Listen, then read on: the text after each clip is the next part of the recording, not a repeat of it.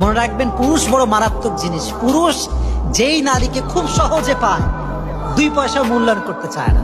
আর পৃথিবীর নিয়মটাই হচ্ছে এইটা, মানুষ যেটা যত সহজে পেয়ে যায়। মনে রাখবেন, পুরুষ কাঁদে না, পুরুষ অভিমান করে না, পুরুষ কখনো কাউকে সহজে ছেড়ে যায় না। পুরুষ যখন অভিমান করে, তার অভিমান তার ফিরে আসে না। ঠিক না বল? জান্নাতে তো সবাই যেতে চাই, কিন্তু ভালো কাজ কয়জন করে? গান বাজনা পাইলেই ভিডিও শেয়ার করে। দুদিনের দুনিয়ায় কেউ আসে কেউ যায়, চিরদিন দুনিয়াতে কেউ রবে না। কত সুন্দর কারিগর তুমি, তোমার তো হয় না তুলনা।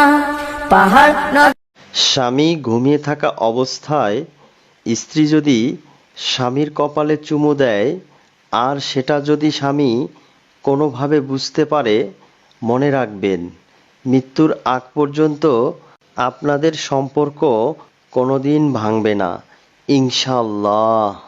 ইসলাম বলে সন্তান ভূমিষ্ঠ করতে যে যদি কোনো মা ডেলিভারি কেসে হসপিটালে মারা যায় কিংবা বাসায় মারা যায়, কিয়ামতের দিন ওই মহিলাকে শহীদদের কাতারে দাঁড় করায় দিবে কে?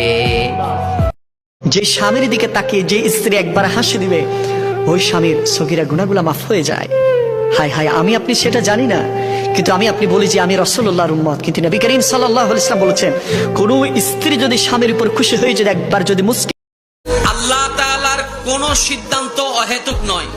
রব্বে করিমের প্রত্যেকটা কাজে, প্রত্যেকটা আদেশে, প্রত্যেকটা নিষেধে কোনো না কোনো হিকমত অবশ্যই আছে। বুঝি না বলে ব্যর্থতা আমাদের, তাই বলে ভুল বুঝি। কিন্তু মনে রাখবেন, মুসলমান কারে বলে? মুসলমান বলে যে আমরা তাসলিম করে নিয়েছি, আমান্না, ঈমান এনে নিয়েছি। সুতরাং বিবেক খাটায়ে রবের বিষয় বুঝার মতো ক্ষমতা আমাদের নেই। রব যেটা দেয় সেটাও আলহামদুলিল্লাহ, যেটা নেয় সেটাও আলহামদুলিল্লাহ। নবীজি বলেছেন, কেউ যদি মাগরিবের পরে আর এশার পরে, ফজরের পরে আর এশার পরে যদি 3 বার পড়ে আস্তাগফিরুল্লাহাল্লাযী লা ইলাহা ইল্লা হুয়াল হাইয়ুল কাইয়্যুম ওয়া আতুবু ইলাইহি, 3 বার করে যদি পড়ে, সাগরের ফেনা তুল্য গুনাহ যদি থাকে, আল্লাহ তাআলা মাফ করে দিবেন। আমি হিন্দু, দুনিয়া থাকবে কিন্তু আমি নাই। আজকে কার জন্য আটকে আছে দুনিয়ার কাজ বলেন তো? আপনার দাদার জন্য, আপনার নানার জন্য। তো আপনাকে লাগে কেন? আপনাকে লাগে? লাগে না তো আমাকে। আমি হিন্দু, একদিন কিছুই ছিলাম না।